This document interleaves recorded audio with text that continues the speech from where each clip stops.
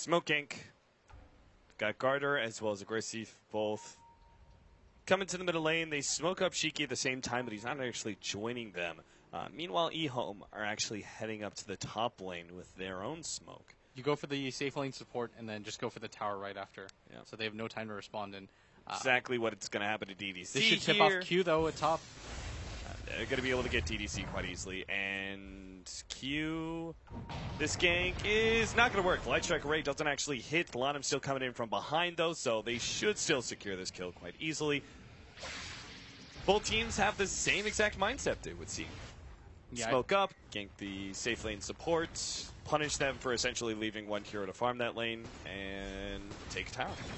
This is really common. Like, both teams had the exact same thought, which is why I thought Q would start running there. He was like, man, what are the odds that they're doing the exact same thing to me? Yeah.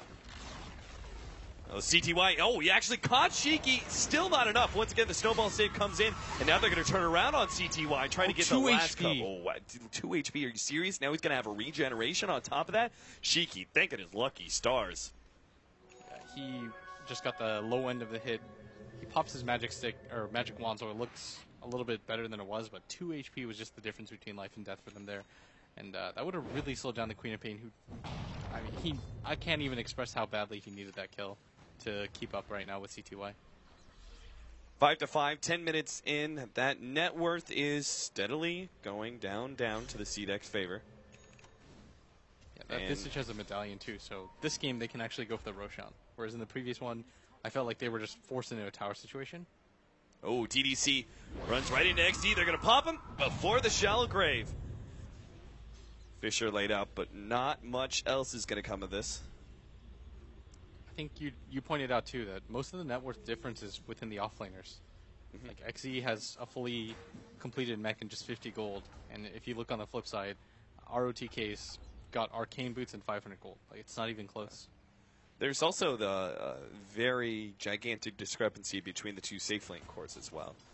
Razor has way less than the Gyrocopter because, as you said, Gyrocopter much better at farming. Yeah, and YJ has been rotating around a lot. Like, I'm still not quite sure why when he went for that top lane, when he just sort of meandered. Like, he went for that top lane, and then he walked back mid, and then he went back top to go farm. So CDEC, once again, we saw them in this type of position last game where they had the advantage but weren't able to capitalize. But I think this game they're in a much better situation. Like, their Visage has a medallion, so they don't have to go for unsafe opportunities. Like, they can go for the Roshan before they go for anything else. I feel like they have much better late game this time around too. Like, last game it was like, okay, we can see merits on both sort of situation, but I feel like CDEC, despite eHome, they're okay, but it's just the edge. I would say the Gyrocopter has the edge over the Razor, the Darkseer has the edge over the Earthshaker potentially, and even the supports. Like, if Q's actually getting a lot of farm and he gets an Aghanim Scepter, that can mean a lot. So they're going to go for the Roshan attempt between the two of them here. I was asking, like, why aren't they actually leaving the Frozen Sigil there, but it should be a pretty easy Roshan. I don't think eHome have any way to check this, and even if they did, I don't think they can really get into a fight here, just blindly checking in. So this will mean a free Roshan for CDEC, and this is something they really missed, I think, in the last game. They had the dire advantage, but they didn't opt to go for this. But this time around, I think this is going to determine a lot of the tier 1 towers for them.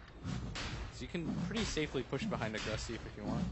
This is going to mean that he can get away with going for the S and Y this game instead of going for the BKB first. Okay.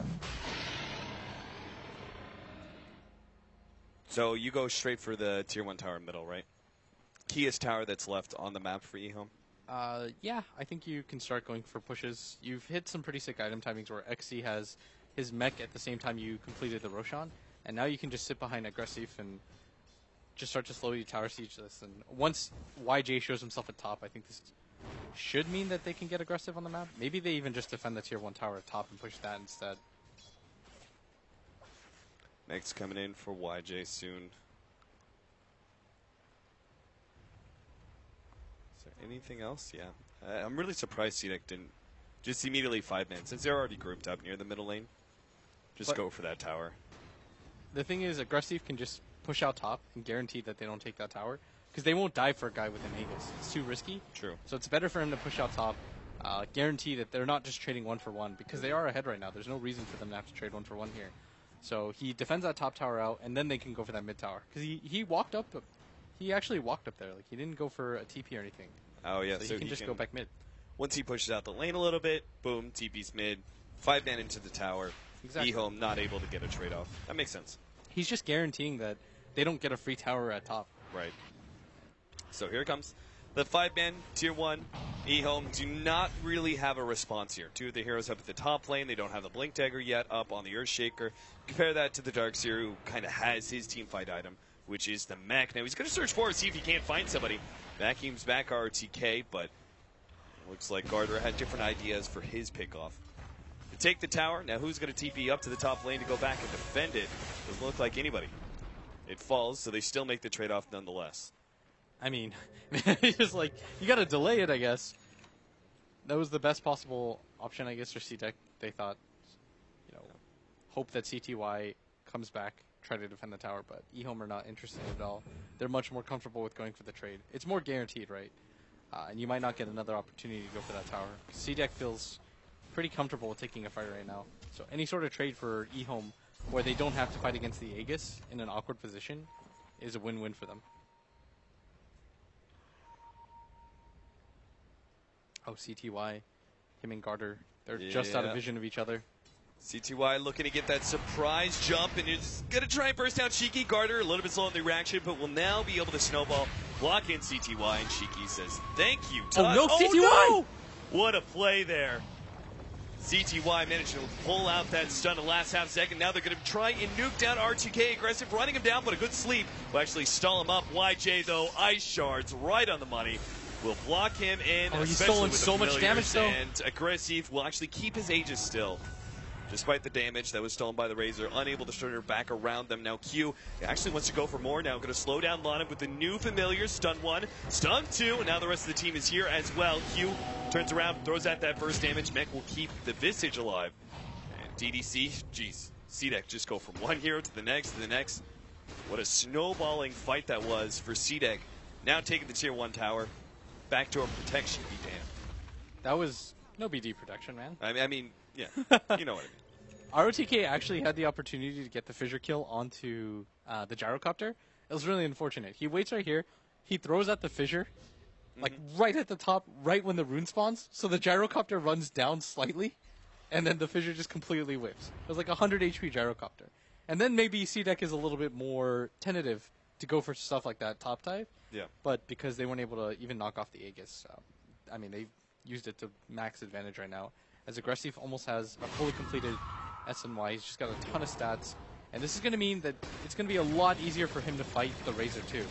As we saw, he wasn't able to quite get away from him, but this time he can just maneuver in and out. Kiting is going to be really simple for him. Sure.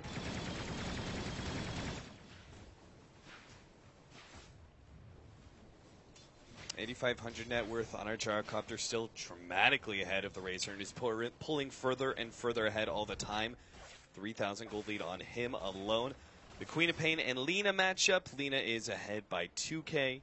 Well, more like 1,500. CTY has kept his team in this game. Yeah. Just the amount of plays that he's had right now where he barely survives or he dies, but he kills the Queen of Pain and the Queen of Pain isn't able to get the rebuttal kill has been pretty huge for C-Deck. But right now the problem for E-Home is that the Razor doesn't have the net worth to compete, and it's not like his item build is going to change anytime soon. It's not like he's really close to that BKB, and if you just take a look, I mean, XZ pretty much matches him in farm. Like, he's got a mech with upgraded boots, which is what the Razor has at the same time. Once again, Aegis, I'm not going to say wasted for C-Deck because they did try and force fights. They just didn't have to use that Aegis, but it will go down without a fight.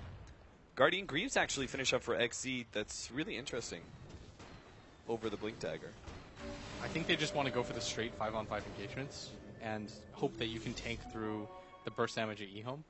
So I don't think it's a terrible pickup here by any means. Yeah, I just felt like it had such good synergy with Call Down by itself, but then you also have the Queen of Pain's AoE, maybe a Snowball or Ice Shards.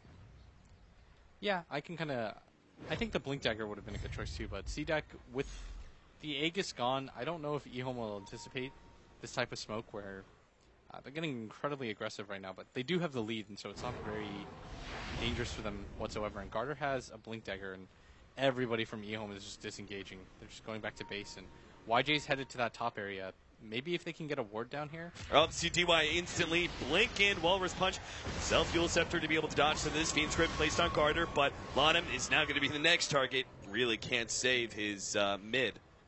Smoke, but I think it's a bad idea to use it right now. I don't think without any sort of follow-up he should be going for this, because it's only a level 1 X. Then goes straight for Aggressive. Only really locks down him and Garter, but it's still enough to get a kill on one. Aggressive. Oh, he's just still not gets away going from down. the lead. CTY now a 3-man back. Yeah. Oh my god. They even lose the tier 2 Did tower. you notice that? CTY almost died. It was really He ran into the wall. Oh, did he? And he almost killed himself on that. He had to Yule Scepter in order to dodge his illusion hitting himself. Life is full of terrors. I mean, they can get a BKB really soon on Aggressive if they want.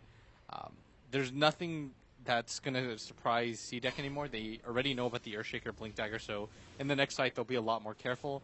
YJ is desperately trying to get a BKB or just something right now, but only 282 gold backing him up.